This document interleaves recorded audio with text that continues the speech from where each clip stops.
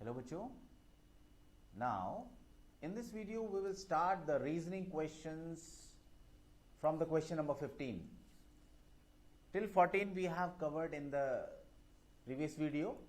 Now the question number 15 is phenyl के ऊपर OCH3 यानी that is methoxybenzene. This one is methoxybenzene. When it is treated with HI, it gives phenol and methyl iodide. इसका मतलब बच्चों ये हुआ कि ये बॉन्ड यहां से टूटता है, H यहां कनेक्ट होता है और I यहां कनेक्ट होता है, तो प्रोडक्ट बनेगा phenol and methyl iodide. This reaction happens, but not iodobenzene formation takes place. iodobenzene formation कब होगी? iodobenzene formation तब होगी बच्चों जब ये वाला बॉन्ड टूटेगा, यहां पर H जुड़े और यहां I जुड़े. इसके लिए क्या चाहिए? इसके लिए हमें बेंजीन और O के बॉन्ड को तोड़ना पड़ेगा. बेंजीन और O के बॉन्ड को तोड़ना पॉसिबल नहीं है. यहां पर नॉर्मल कंडीशन पे ये बॉन्ड नहीं टूट सकता. Do you know why? हमने कंसेप्ट पढ़ा है बच्चों रेजोनेंस का. कोई भी इलेक्ट्रॉन डोनेटिंग ग्रुप अगर बेंजीन रिंग के ऊपर जुड़ा हो तो वो इलेक्ट्रॉन डोनेट करता है बेंजीन रिंग को, और बच्चों वो क्या करता है, बेंजीन के कार्बन के साथ एक partial double bond character develop करता है, और डबल बॉन्ड को तोड़ना मुश्किल है. इसलिए हम आयोडोबेंजीन नहीं फॉर्म कर सकते. द ओनली पॉसिबिलिटी इज कि OCH3 का बॉन्ड टूटे और क्या बने, फिनोल बने और मिथाइल आयोडाइड बने. So we can write the answer. Please note it down. Because by resonance O and benzene bond develops partial double bond character. Partial double bond character by resonance, which is difficult to break. Which is difficult to break. अब बच्चों possibility क्या बची? Possibility सिर्फ एक बची है आपके पास कि आप इस O और CH3 के बॉन्ड को तोड़ो. और अगर O और CH3 के बॉन्ड को आप तोड़ते हो, the only possibility left is you will have the formation of phenol and methyl iodide. I hope you must have understand this question. Now I should से you must have understand the answer of this question. Next question. Yes बच्चों, question number है बच्चों आप 16. Now what's that question? Secondary or tertiary alcohol gives ether, not suitable acid dehydration. देखो question का मैं मतलब समझाता हूं. Actually what it mean to say, अगर हम सेकेंडरी और टर्शियरी अल्कोहल को यूज करते हैं तो हमें ईथर नहीं मिलता. क्यों नहीं मिलता? देखो जब हम बच्चों प्राइमरी अल्कोहल को इस्तेमाल करते हैं, for example we are using this primary alcohol and we are using the presence of acid. H एक जगह से निकलता है, OH दूसरी जगह से निकलता है, and in this way we will get the formation of ether. Now the question is अगर secondary और tertiary alcohol यूज किया जाए तो उससे ether formation बड़ी difficult होती है. Now why is it so?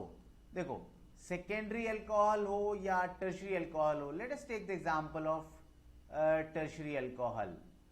बच्चों टर्शियरी अल्कोहल क्या होते हैं? They are more susceptible towards dehydration with their own molecule. इनको जरूरत नहीं है कि एक मॉलिक्यूल का H लें और दूसरे का OH लें. इसमें जो मैकेनिज्म फॉलो होता है that favours the dehydration through their own molecule. So what will happen, अगर हम इसमें बच्चों concentrate sulphuric acid and so इस्तेमाल करते हैं तो dehydration with in the same molecule होगा. या सेम मॉलिक्यूल का H यूज कर लिया और उसी का OH यूज कर लिया, तो क्या होगा बच्चों, it will lead to the formation of alkene. तो यहां पर एल्कीन की फॉर्मेशन हो जाती है. तो सेकेंडरी और टर्शियरी अल्कोहल में बच्चों ये ड्रॉबैक है. क्या ड्रॉबैक है? It will lead to the formation of alkene because secondary and tertiary alcohol leads to the formation of alkene. देखो सेकेंडरी और टर्शियरी अल्कोहल कहीं ना कहीं SN1 मैकेनिज्म से जाएंगे. सेकेंडरी टर्शियरी कार्बोकैटायन ज्यादा स्टेबल होगा. प्राइमरी के केस में ये चीज नहीं थी, तो प्राइमरी ने तो ईथर दे दिया, but in the case of secondary and tertiary the elimination favours and thus the alkene formation occurs. Now let us proceed to the next question. Now बच्चों, the question number 17 is give the structure and IUPAC name of the monohydric phenols of molecular formula C7H8O. बच्चों एक idea मैं आपको देता हूं. अगर आपको 7 carbon atom से ज्यादा का कोई मॉलिक्यूलर कंपाउंड नजर आता है, तो देयर आर द चांसेस कि it will be benzene and after that there will be some hydrocarbons which is connected to it. तो कार्बन देख लो कितने यूज हुए बेंजीन में, C6H6 यूज हुए. और अगर कहीं आप कोई ग्रुप कनेक्ट करते हो तो एक H हटा लो, क्योंकि that H will definitely be replaced by some other group.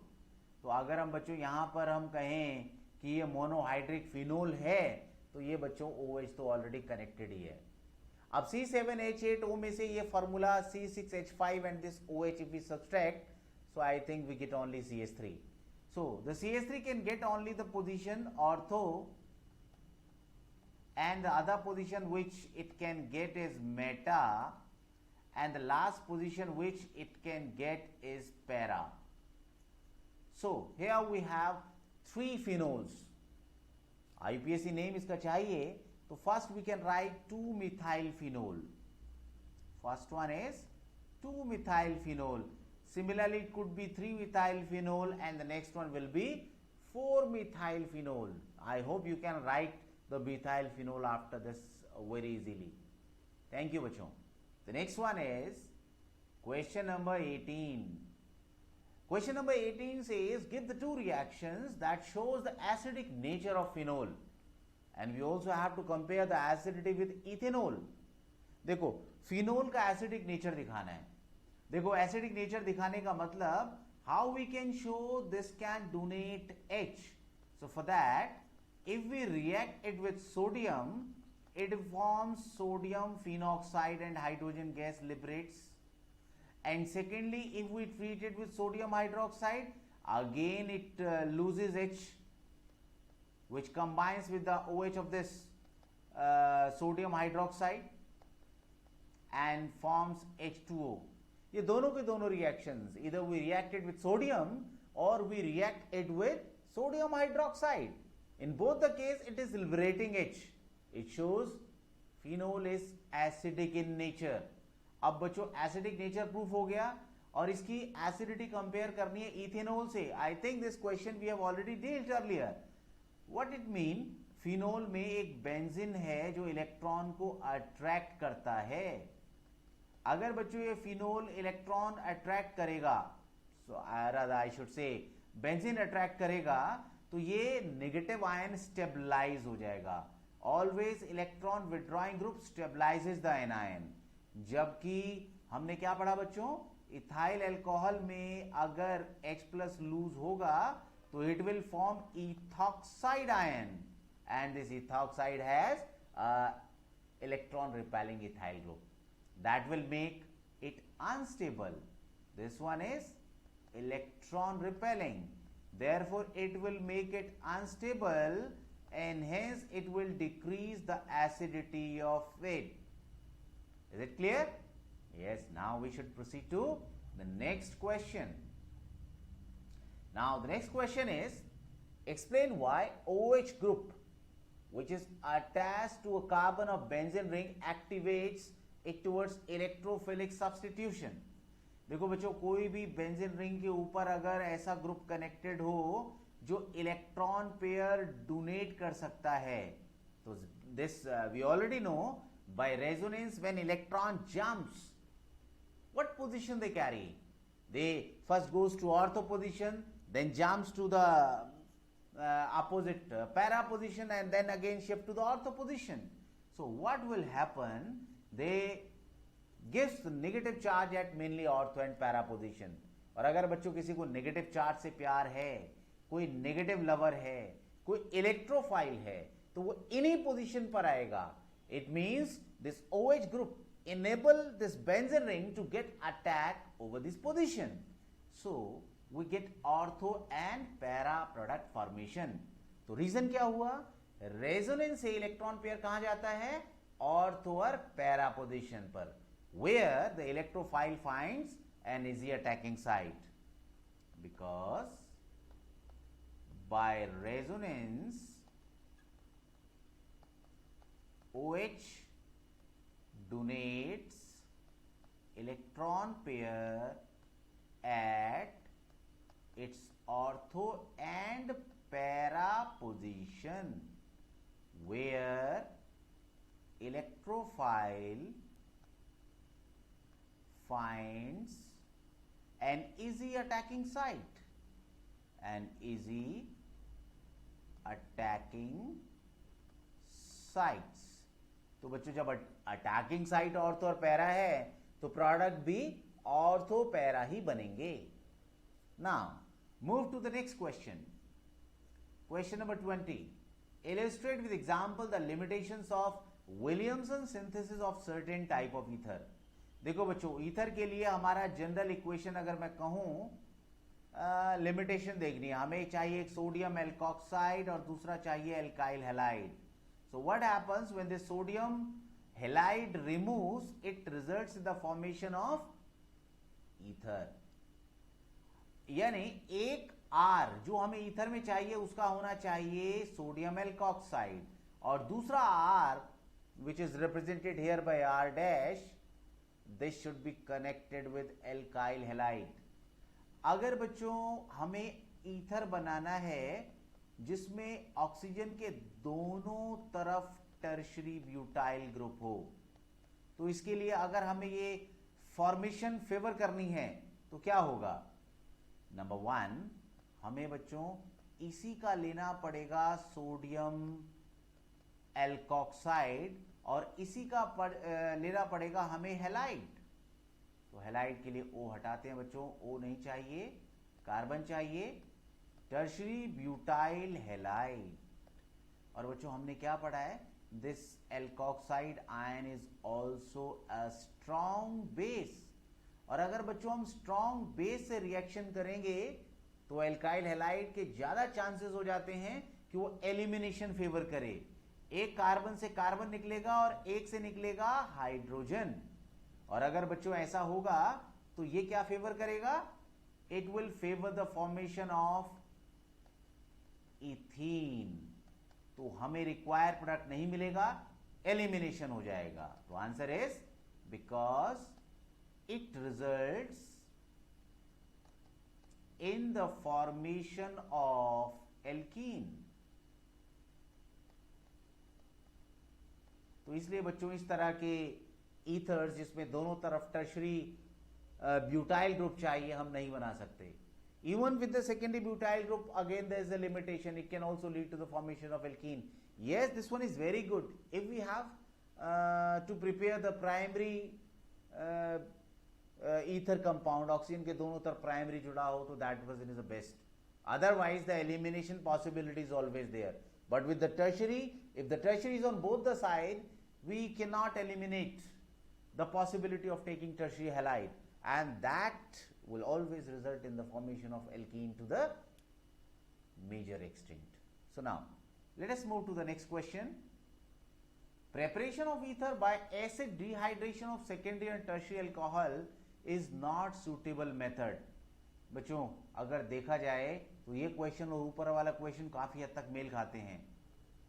अगर हम टर्शियरी अल्कोहल लेते हैं तो again it has got the possibility की एलिमिनेशन रिएक्शन विल फेवर. अगर हम सल्फ्यूरिक एसिड कंसंट्रेट लेंगे तो एलिमिनेशन रिएक्शन डोमिनेट कर जाती है और हमें ईथर नहीं मिलेगा. हमें क्या मिलेगा बच्चों? हमें अगेन मिलेगा alkene. Again we can write because elimination dominates, which results in formation of alkene, which results in the formation of alkene. मेरे शब्द बच्चों साथ में पहुंच रहे हैं, राइटिंग के साथ अगर शब्द हैं तो बच्चों आपको क्लियरिटी मिल रही होगी. यस बच्चों. Now let us move to the 22nd question. When 3-methyl butane toluol, 3-methyl butane, this one is 3-methyl butane toluol, when this is treated with HBr, why there is the formation of 2-methyl 2-bromo? Why there is the formation of 2-methyl 2-bromobutane? Why this occurs? देखा जाए तो ये बच्चों carbon यहां क्यों shift हो गया? The question is basically this. Actually, जब यहां पर बच्चों प्रोटोनेशन होता है, ये कार्बोकैटायन की फॉर्मेशन होती है, ये SN1 मैकेनिज्म फॉलो करेगा, तो क्या होगा? Let this H2O removes and this way it will form secondary carbocation. अब बच्चों सेकेंडरी कार्बोकैटायन इससे ज्यादा टर्शरी कार्बोकैटायन स्टेबल होता है, तो यहां पर जो H होगा ये हाइड्राइड आयन यहां शिफ्ट हो जाएगा, और जब हाइड्राइड आयन की शिफ्टिंग होगी तो ये कार्बोकैटायन टर्शरी बन जाएगा. सेकेंडरी कार्बोकैटायन से ज्यादा स्टेबल कौन सा होता है? Yes, tertiary. इंडक्टिव इफेक्ट से टर्शरी में कार्बन पे प्लस चार्ज और भी कम हो जाएगा. And this way when bromide ion will attack at this position, it will lead to the formation of this 2-methyl 2-bromo butane. तो यहां पर बच्चों OH के लिए कहा है, तो यहां पर OH नहीं होगा, यहां पर क्या आना चाहिए? Br होना चाहिए. Let us see क्वेश्चन में क्या था. There is the formation of 2-methyl 2-bromo butane. Yes, bromo is required. So this is the answer. So I hope ये बच्चों क्वेश्चन आपको सारे के सारे इनके आंसर्स आपको प्रॉपर मिले होंगे. Thank you very much. फिर मिलते हैं बच्चों नेक्स्ट वीडियो में.